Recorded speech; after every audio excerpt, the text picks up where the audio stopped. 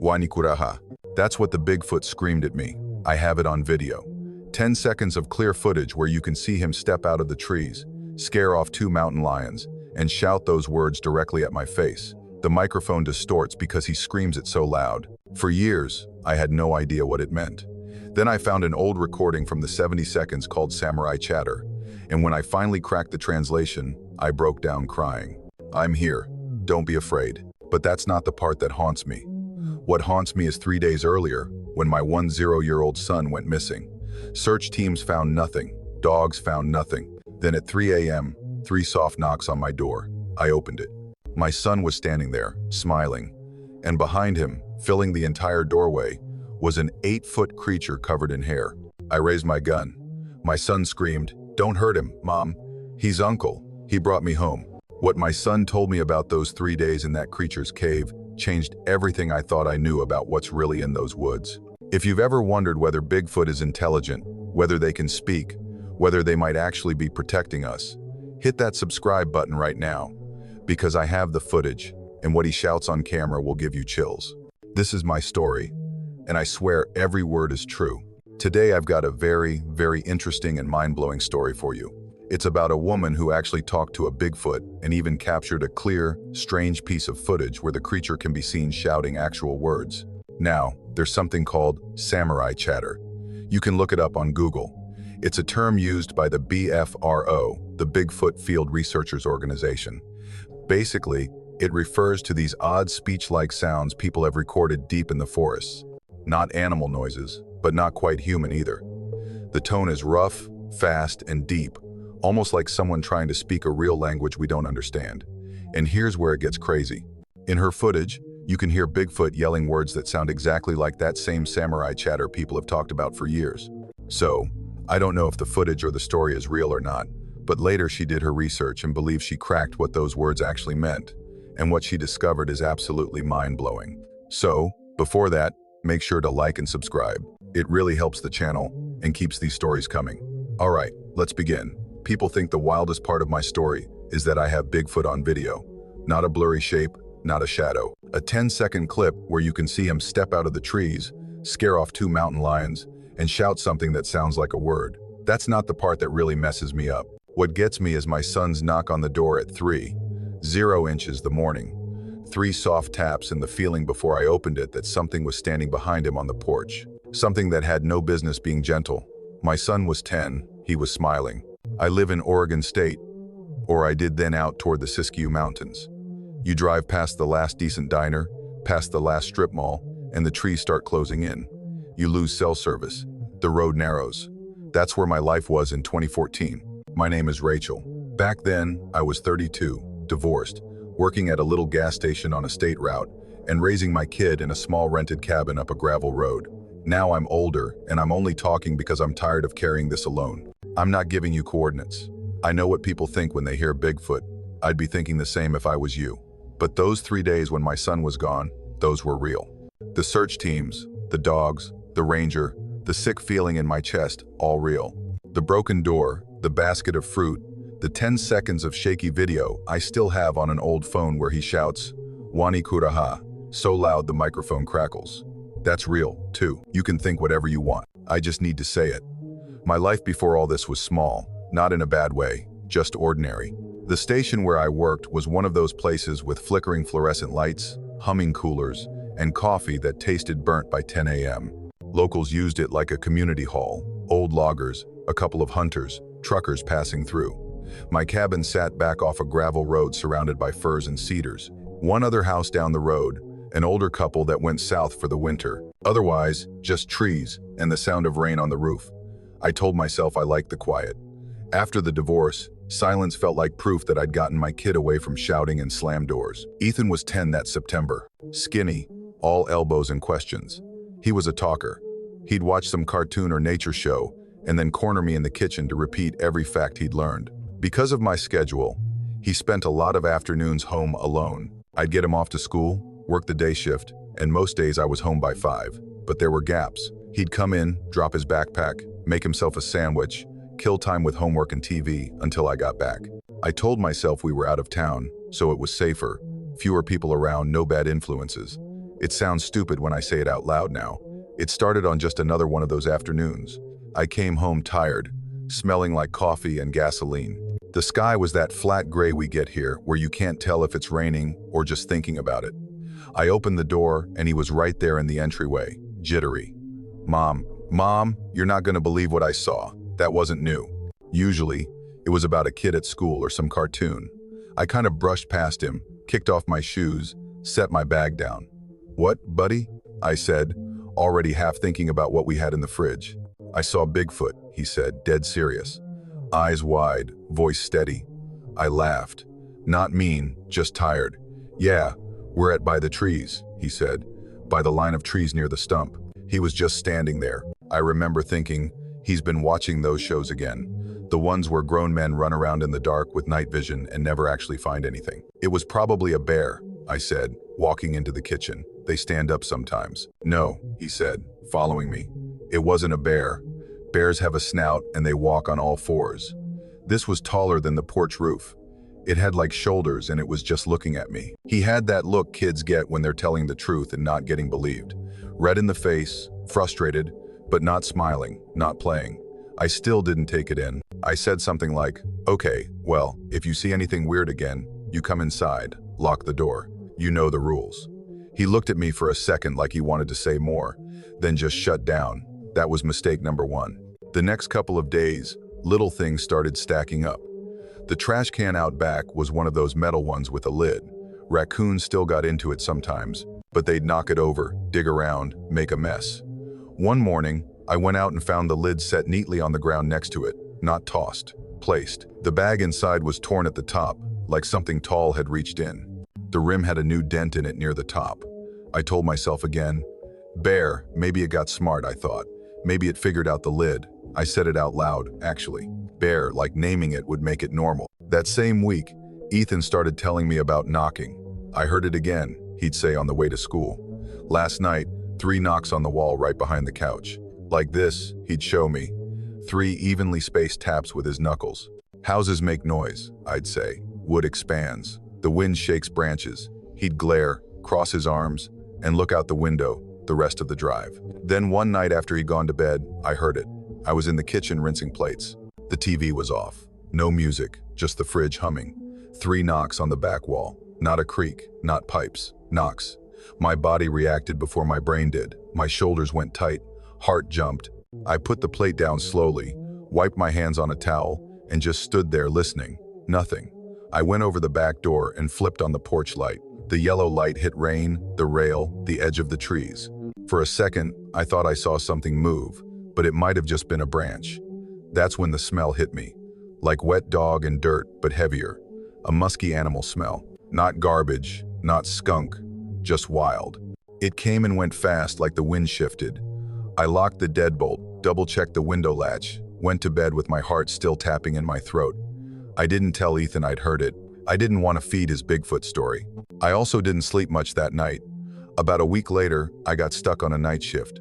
One of the other girls called in sick, and my boss asked if I could cover. Rent doesn't care if you're tired, so I said yes. I made Ethan mac and cheese, left it on the stove, and went through the rules again. Locked the door, don't open it for anyone, call the station if anything weird happens. He rolled his eyes. "I know, Mom." Driving down the gravel, I had that familiar twist in my stomach. Every time I left him alone out there, it felt like I was peeling myself away from something important. The shift was boring. A few customers, a couple of regulars. Around 10, the forest ranger came in for coffee. Older guy, gray in his beard, steady eyes.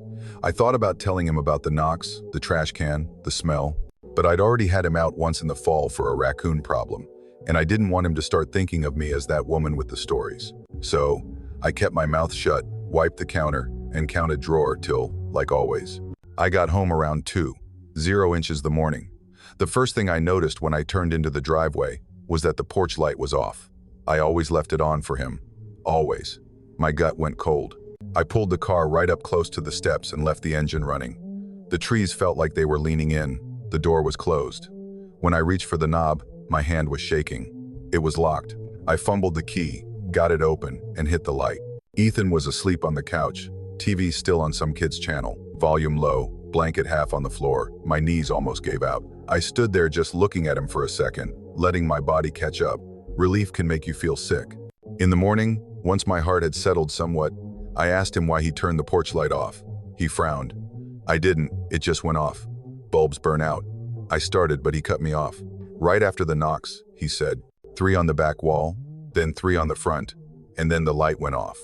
And I heard breathing right outside the window, he said, like this. He did this slow, deep inhale and exhale. He's checking on us. Who? I asked, even though I knew. Bigfoot, he said like it was obvious. The same one. I snapped at him then. Told him to stop saying that it was just animals and his imagination. He shut down again, walked away. That night, I left the porch light on and double-checked it 3 times before bed. It was still on in the morning. The footprints showed up a few days later. I wasn't looking for them. I was dragging the trash can back after pickup day. The ground along the side of the cabin was damp and muddy. There they were. 2 big impressions near the corner. Not just vague dips. You could see toes. 5. They were longer than my boot by a good third. Deep. The mud was pushed out around them, like something heavy had stepped there. The stride between them was big, too. Farther apart than I could comfortably step. I remember just standing there, one hand on the trash can, staring. Human? No. Not barefoot, not out there, not in that cold. Bears. Bears don't leave prints like that, and not in a straight 2-footed line that close to the house. I thought about grabbing my phone to take a picture. My hand even went to my pocket. Then this stupid voice in my head said, if you take a picture, then it's real. So, I didn't. That might be one of the dumbest choices I made, but at the time, it felt like not pushing on a bruise. That night, Ethan woke me up again. He was standing in the doorway, silhouetted by the hall light. He's outside, he whispered. I heard him. I almost said, go back to bed, but something in his voice stopped me. We went to the living room. I turned the TV off. The cabin went quiet. That thick kind of quiet where every little noise feels big. We waited. Then out past the yard from somewhere in the trees came this long, low sound. Not a coyote, not an owl, not any animal I recognized. It started deep, rose a bit, then cut off. The hair on my arm stood up. My body knew it was wrong before my head did. Ethan squeezed my hand. That's him, he whispered. Go to your room, I said. No, he said. Now, he went slow, looking back at the window. 3 knocks on the wall. I grabbed my gun, more out of habit than anything. I hated that thing. It made me feel small and big at the same time, and I didn't like either feeling. I went to the back door, flipped on the light, yanked it open. Rain, trees, the shed, nothing there. But the feeling stayed like somebody had just stepped out of sight. The next day, I called the ranger. He came out in the afternoon, walked the property line with me, checked for tracks. He saw the smudged march where the prints had been, but they'd been partly washed out by more rain. He was kind, told me about bears, cougars, elk, said animals come down close to houses sometimes, especially if people leave food out. I told him about the knocks. He said wood shifts, old cabins creak. Sound carries weird in the forest. I mentioned Bigfoot once, almost as a joke, and saw something close down in his face, a little shudder behind the eyes. We get those calls sometimes, he said. 9 times out of 10, it's a bear or someone drinking. Ethan stood off to the side listening. When the ranger drove away, he turned on me. You don't believe me, he said. I believe you're scared, I said. I believe something's happening, but we can't just jump, too. Bigfoot, he finished for me. You can say it. I didn't. He went into his room and shut the door. That was the last normal day before he vanished. The day he disappeared, the weather was all over the place. A little rain in the morning, some sun, then clouds again. Typical for September. I dropped him at school, did my shift, listened to old men complain about the price of gas. Nothing felt strange. On the drive home, though, this heavy feeling settled on me. Like when you know you've forgotten something important but can't think what. I pulled into the driveway, got out, and knew something was wrong before I even reached the steps. It was too quiet. No TV sounds, no video game noises. Inside, his backpack was on the couch. His shoes sat on the mat.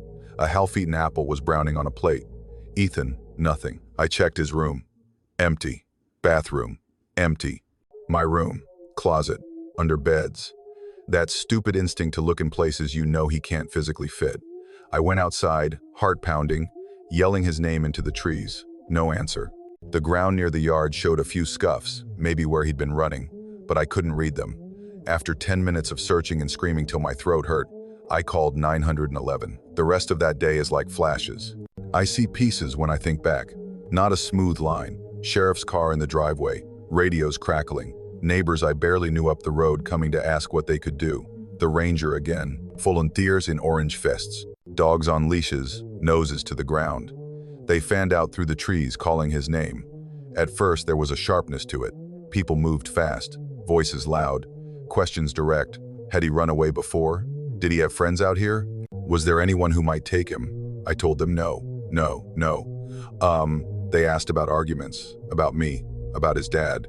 I told them about the woods, the knocking, the things we'd heard. I said Bigfoot once. The word tasted ridiculous in my mouth.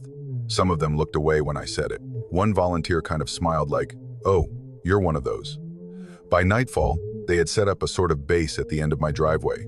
There were flashlights in the dark, beams crossing through the trees. The dogs kept barking at shadows. They kept at it the next day. Grid searching, they called it. They found nothing. No jacket, no shoe, no blood, no drag marks. By the second evening, the energy had changed. People still walked the lines, but the urgency wasn't the same. It was quieter, more sideways glances. They started saying things like, "Kids are resilient, and sometimes they hunker down when they're scared." By the third night, most of the volunteers had gone home. The sheriff promised they'd keep patrols on the roads. The ranger said he'd be out again in the morning. They left me in that cabin in my son's empty room with his pillow still dented where his head had slept. I lay there, eyes wide open, and went through every horrible scenario a mother can think of. Around 3:00 the morning, I gave up on sleep and sat on the edge of my bed. The house was so quiet, I could hear the clock in the kitchen. 3 knocks, soft on the front door. My whole body went ice cold. I walked down the hall, every step slow. The living room lamp was on low, just enough to see the shape of the door. "Who is it?" My voice shook. Silence, then clear as anything right on the other side of the door. "Mom, it's me." I almost dropped right there. "Ethan, it's me," he said. "Please open the door." My hands fumbled at the lock. I opened it. He stood there on the porch, muddy, clothes wrinkled, face a little thinner. He didn't look broken. He didn't look like a kid who had been alone in the woods for 3 days. He looked okay. Behind him, filling the top of the doorway, was a shape, tall, broad, dark against the night. My brain didn't treat it like, "Oh, that's Bigfoot." It treated it like, "This is too big. You cannot understand this right now. Focus on the part that's your kid." I grabbed Ethan by the shoulders and yanked him inside, stepping between him and the thing. Up close, I could see more hair. Lots of it. Brown with bits of mud and sticks caught in it, shoulders wider than the whole doorframe. The porch light hit part of its chest and face. Its eyes were dark, not glowing, just there, focused. Not flat like an animal's, but not human either. Something in between. I raised the gun. I don't even remember drawing it, but it was in my hand, pointed at its chest. "Get away from my house," I said. My voice sounded too thin. Behind me, Ethan grabbed my arm. "Mom, don't," he yelled. "Don't hurt him. He's Uncle." The creature's mouth moved. It made a deep, short sound. My whole body flinched. The gun went off. The blast in that small entryway was like getting slapped in the head. My ear started ringing. The bullet went up into the porch roof. The creature jerked back, not like it'd been hit, more like it was startled. He grabbed the porch post once, then let go and stepped backward into the dark. In that split second, our eyes met. I swear to you, there was no animal panic there. There was confusion, maybe even hurt. Then he was gone. One step into the shadows, and it was just trees again. I slammed the door, locked both locks with shaking hands. Ethan started hitting my arm. "Why did you do that?" he yelled. He brought me home. I dropped the gun, pulled him into me so hard he wheezed. "Where were you?" I sobbed. What happened? What he told me next changed everything I thought I knew about what's in those woods. We didn't sleep the rest of that night. We sat at the kitchen table, both of us wrapped in blankets, the house feeling too small and too big at the same time. "Tell me everything," I said. "No jokes, no stories, just what happened." He nodded, serious, hands flat on the table. He said he'd seen a rabbit in the yard that afternoon near the edge of the trees. He followed it like kids do, figuring he'd go a few yards and come right back. The trees swallowed the cabin faster than he expected. One minute he could see the roof, the next it was gone behind branches. He turned around, Thought he was walking back, but things looked wrong. Every tree looked like every other tree. It got quiet, he said. Too quiet. I yelled for you. You didn't answer. He told me he started to cry. He walked more, probably in circles, until it started getting darker. Then he heard something big moving. Like a bear? I asked. He shook his head. Heavier, like thumps in the ground, he said. He froze. He thought it was a bear, and he remembered you're not supposed to run from those. Then something stepped out from behind a tree. Was it Uncle? I asked. He nodded. He was taller than I remembered, Ethan said, and closer. I thought I'd pee my pants, he said. The creature looked at him, then tilted its head like it was listening. Then it reached one hand out, palm up. He hesitated, said his legs wouldn't move. Then finally, he stepped forward and put his hand in that huge palm. It was warm, he said. Not like an animal, like a person's hand, just bigger. I don't know why, but that detail haunted me. He didn't pull me, Ethan said. He just held on and walked, and I walked, too. They went through the trees, up and down small rises, over rocks. Every time Ethan stumbled, the creature stopped until he caught up. Eventually, they got to a rock face with a dark opening. A cave? I asked. He nodded. He took me inside. It was cold, but not like outside. And there was another one. He called her Auntie. She was shorter, not by a lot. She had lighter hair around her face, he said. She looked at me like you look at kids at the store, like checking if I was okay. Inside, he said, there were ferns piled up in one corner, like a bed. There was a trickle of water along one wall. Uncle gave him berries, big ones, different from the ones near our house. He tried to give me raw fish, Ethan said, making a face. I couldn't eat it. I almost threw up, so he just gave me more berries. I asked if he was scared. At first, he said, but he kept making these sounds like talking low. An auntie sat near me. She would make these humming noises. I felt okay. He slept there between them on the ferns. Woke up, ate more berries. At some point, he heard men. I knew they were men, he said. They talked normal, and they had guns. He said Uncle heard them first. His whole body went still. Then he stepped to the front of the cave, blocking the entrance with his size. Auntie pulled Ethan back into the dark part behind some rocks. I could hear the men walking by. He said they were cussing, and one of them said tracks went this way. Another man said something about finally getting a shot at one. Ethan said he saw the barrel of a rifle for a second through a crack. They didn't come in, he said. Uncle was very still. He made this low sound like M, and Auntie hushed me when I started breathing fast. When the men moved away, Uncle relaxed. He turned and made a longer sound to Auntie, she answered. He talks a lot. Ethan said, it's like us, but not. On the third day, Ethan said, he told Uncle, I want to go home. I tapped my chest and pointed. He said, and I said, home like 10 times. He didn't know if Uncle understood the word, but he understood the intention. Uncle made a sound. Ethan said it sounded like a sigh. Then he nodded. He took Ethan's hand again and let him out. He went a different way. Ethan said, not the same way we came in. I think so, the men wouldn't find the cave. They walked a long time. At one point, Ethan recognized a fallen tree he'd climbed on before. And then I saw the porch light, he said, and I was happy. And then you shot. The guilt of that hit me like a physical thing. I didn't hit him, I said. Stupid words. I didn't hit him. I know, Ethan said. He knows too. But you scared him. He looked older sitting there at that table, not in his face, in his eyes. He helped me, he said. You always say nobody's out here to help us, but he is. I didn't know what to do with that. The next morning, I called the sheriff and lied. I told them Ethan had walked farther than he realized, gotten turned around, slept in an old deer blind, and found his way back toward the road. They checked him over, asked him questions. He stuck to my story. I could see it hurt him to do that. They closed the missing persons file. Everybody congratulated each other. The ranger patted Ethan on the shoulder and said, try not to scare your mom like that again. Okay. And just like that, as far as the world was concerned, it was done. It wasn't done for us. The next strange thing happened 2 days later. I couldn't leave him alone anymore, not even for a shift. So, I took him with me to the station, sat him on a stool in the back with homework and my phone. When we drove back up the gravel that evening, the first thing I saw was the front door. The frame was cracked near the top hinge. The wood around the lock was splintered. My heart dropped. I pulled up fast, told Ethan to stay in the car, and ran to the porch. Up close, it looked like something had tried to pull the door open without bothering with the lock. The top hinge was bent, screws half out. On the porch next to the doormat was a basket, not store-bought, woven from branches and strips of bark. Inside were berries, roots, and some kind of fruit I didn't recognize. Behind me, Ethan came up the steps quiet. "It's from him," he said. I looked at the broken frame, then the basket, then the trees. "He was trying to get in," I said. "Maybe he thought he broke it last night when he ran." Ethan said maybe he brought food to say sorry. His brain went to apology. Mine went to force. That difference stayed with me. We went inside together. Nothing was missing. A couple of picture frames had fallen. That was it. We had to prop a chair under the doorwork knob to feel okay sleeping that night. Few pointed to phrases in native languages. One person said something about it sounding like a phrase meaning, "I'm here, don't be afraid." I kept coming back to that line. "I'm here, don't be afraid." If that's what he'd been trying to say to my son out there, it messed with my head more than if he just roared. The day I got the video, the weather was good.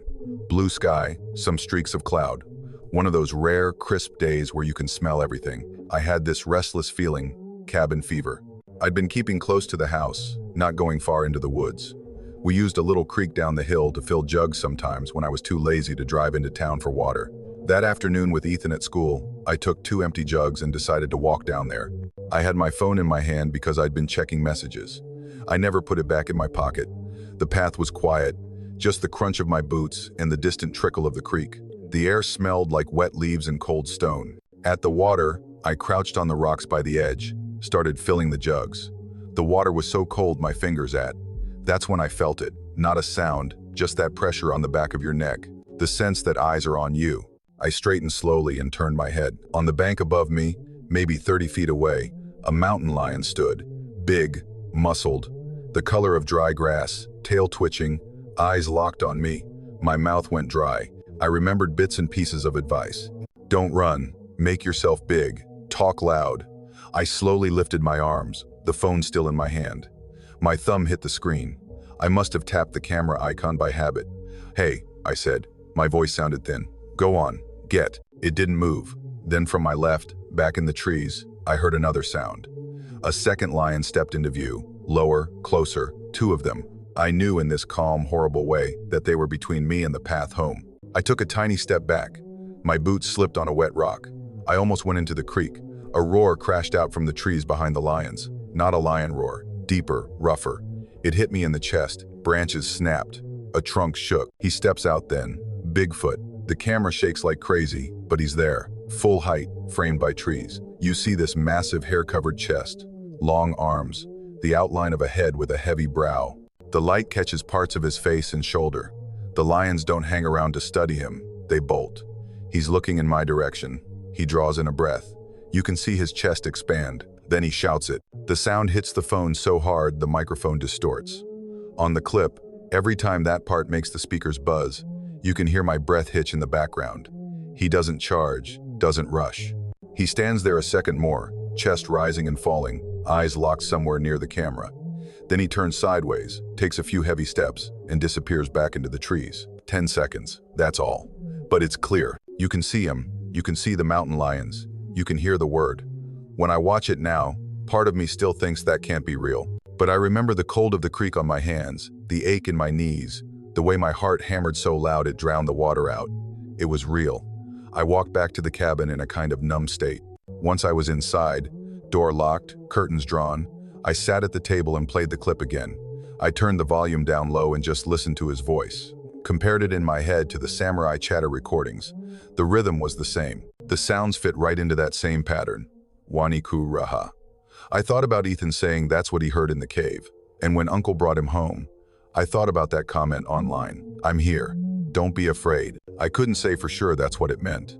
I'm not a linguist, but deep down, that's how it felt. He stepped between me and 2 lions and shouted something that sounded a hell of a lot like, "I'm here. Don't be afraid." It twisted me up. I now had what people dream about, clear video proof. Something that would go viral in an hour and have networks calling. And the first feeling I had was an excitement. It was dread because I knew exactly what would happen if it got out. People with guns, people with traps, people saying words like specimen and trophy, the same kind of men Ethan heard in the woods. I put the phone down and went to the sink and threw up. After that, the way I thought about him changed. He wasn't just some maybe thing in the trees anymore. He was on my phone, in my hand, in my house. I started treating the edges of the yard like a border between two neighborhoods, ours and theirs. Sometimes I'd leave a small bag of apples at the tree line, then back away a bit and wait. Most times nothing happened while I was out there, but once I heard a heavy step, a low murmur. When I came back later, the apples were gone. Sometimes late at night, I'd be doing dishes and feel eyes on me. I'd look up and see nothing but my reflection in the window. We settled into a strange kind of truce. Ethan would stand at the edge of the grass sometimes and talk softly into the trees. "How was your day, Uncle?" he'd say. "School was dumb. Math tests sucked." I'd watch from the porch, heart in my throat, ready to run to him or run away. I wasn't sure which. "Does he answer?" I asked him once. "Not in words I get," he said, "but I know when he's there." I believed him. One evening, a few months later, right when the days were starting to stretch a little longer, Ethan and I were sitting on the porch steps. We weren't talking about any of this, just school, work, bills. Out of nowhere, he said, "Do you want to see where I was? Where you were when in the cave?" He said, "With them." The thought of going that far into the woods made my stomach twist. I had even walked to the creek alone since the lion incident. "We'll get lost," I said, "and I'm not dragging the sheriff out here for round two." "We won't," he said. "He'll take us." Just the way he said it made my skin prickle. The air shifted. The woods went from background to present. It's hard to explain. You just know. It's like when someone walks into a room behind you. The air moves from the trees. We heard a low whoop. Ethan stood up. "Uncle," he said quietly. I should have told him no. Should have scooped him up, gone inside, locked the doors, and pretended none of this ever happened. Instead, I stood too. He stepped out from between the trees like he'd been there the whole time. Not rushing, not sneaking, just there. He stayed at the edge where the grass turned to undergrowth. Up close again, he was as big as I remembered. Maybe bigger. It's hard to tell with your heart pounding. He made a short sound, not loud. Questioning, Ethan walked right up to him. If he'd reached down, he could have rested his hand on my son's head. He didn't. He turned, looked over one shoulder at us, and then started walking into the woods. Ethan glanced back at me. I followed. We moved in a line, him in front, Ethan a few feet behind than me. The path wasn't really a path. To me, it looked like random forest. But every time we reached a dead fall or a dip, he chose the easiest way through it without even looking. The light changed as we went. It got cooler. The sounds of the road, faint as they are out there, disappeared. At one point, my foot slipped on some moss. I grabbed at the closest thing, which was his forearm. His hair was coarse under my fingers. The muscle underneath was solid in a way I've never felt on a person. He stopped, looked at my hand, then at me. "Sorry," I muttered, pulling away. He made a low sound, not angry. If I had to label it, I'd say it sounded amused. We walked on. After what felt like a long time, but was probably 20 minutes, the trees opened a bit and I saw the rock face. The cave mouth was smaller than I'd pictured, just a dark cut in the stone, ferns hanging around it. The air coming out was cool and damp. It smelled like wet rock and old leaves. A shape moved in the shadows. Auntie, she was shorter, but still towering over me. Her hair seemed lighter in color, especially around the face. Her eyes went to Ethan first, then to me. I had this crazy urge to say, "Hi, I'm Rachel," like we were at some uncomfortable family reunion. Instead, I just stood there, heart beating so hard I could feel it in my tongue. Ethan walked in a few steps and pointed. "That's where I slept," he said. There was a patch of flattened ferns in one corner. Along the wall, by a trickling stream of water, I saw markings, lines smudged in what looked like mud, circles, cross lines, art, writing, just something to do with big hands on a boring night. I don't know. Uncle watched me, not blocking the entrance, not pushing me further in, just watching. "I won't tell," I heard myself say. "I promise I won't tell anyone where this is." His head tilted just a fraction, like he understood more than I wished he did. He made a longer sound, then a string of those deep syllables. I didn't record it. My hands felt too clumsy, and it didn't feel right. Pulling a phone out in their home, Ethan smiled a little. He says, "Safe." He told me I think maybe he was guessing. Maybe he wasn't. We didn't stay long. Few minutes enough for me to see where my son had spent 3 nights while the world outside was panicking. On the way back, the forest felt different, like we were walking through someone's house. When we reached the edge of our yard again, he stopped right where grass met leaf litter. He didn't step out. He looked at me, then at Ethan, then made a soft sound. Then he turned and walked back into the trees. That was the last time I saw him that close. Life didn't snap back to normal after that. It kind of sagged there, bent around this secret. We moved a couple of years later, closer to town, less forest, more people. I told myself it was for Ethan. Better school, more chances. That was true. But another part of me knew I needed distance. It was exhausting living with one foot in that world and one in this one. We kept the cabin a while, then let it go. I took the video off my main phone before we moved and transferred it to an old one, then turned off all the auto backup stuff. No cloud, no email. That phone lives in a drawer now. Once in a while, when the house is quiet and everyone's asleep, I take it out, charge it up, and watch the clip. I've shown it to exactly one person years later, someone I trusted. They watched it 3 times, then looked at me and said, "If that's fake, it's the best I've ever seen." It's not fake. I've seen how people act when there's something to chase. I've heard men in the woods with guns saying tracks went this way and sounding excited about it. If I put that clip online, the spot where he shouted those words would be crawling with drones and rifles inside a week. They'd say it was for research, for science, for the good of humanity. But you know how that kind of story ends? So I sit on it. Maybe that makes me a coward. Maybe it makes me selfish. I don't know. All I know is something out there helped my kid, hid him from the very kind of men who'd now come for him if they saw what I have on that screen. He brought my son home. He saved me from 2 mountain lions when he didn't have to. He shouted something that sounds an awful lot like "I'm here. Don't be afraid." At both of us in his own way. I owe him more than I owe anyone who wants proof. Ethan's grown now, has his own life, his own problems miles away from those trees. If you ask him about it, he'll shrug, change the subject. Most days he pretends it was just some weird childhood story he half dreamed. That's how he survives it. But sometimes, if we're watching some nature clip and a strange whoop comes from the TV, he'll go very still. His eyes will flick just for a second toward the nearest window, and I know he remembers. As for me, there are still nights when I wake up at 0 inches the morning for no good reason. I lie there in the dark, listening to the hum of the fridge, the tick of the clock. In my mind, I hear it then, 3 soft knocks on a door that isn't there anymore. I see my kid on that porch smiling, mud on his face, a giant shape behind him in the shadows. I see those eyes on the camera screen looking past the glass, past the pixels, like he's staring straight back at me. Not like prey, not like a monster in some movie, like a neighbor at the edge of the light saying the only thing that has ever really mattered in this whole mess. "I'm here, don't be afraid." That's Rachel's story. A mother who thought she lost her son, a creature who brought him home, and a phrase that changed everything she believed. Waniku Raha, I'm here, don't be afraid. Now I want to hear from you. Do you think Bigfoot has its own language? Do you think they've been trying to communicate with us all along? Drop your thoughts in the comments. I read every single one. And if this story made you see Bigfoot differently, if it made you wonder whether they might be protectors instead of monsters, hit that subscribe button. Next week, I'm sharing something even more incredible. A linguistics professor who analyzed these vocalizations. What she discovered about Bigfoot language will blow your mind. You don't want to miss it. Until next time, stay safe out there. And remember, sometimes the things we fear the most are the ones trying to protect us.